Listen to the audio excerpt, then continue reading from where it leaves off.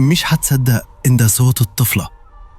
اسمع بس قبل ما تبدأ، لايك بسيط واشتراك عشان غيرك يسمع زيك.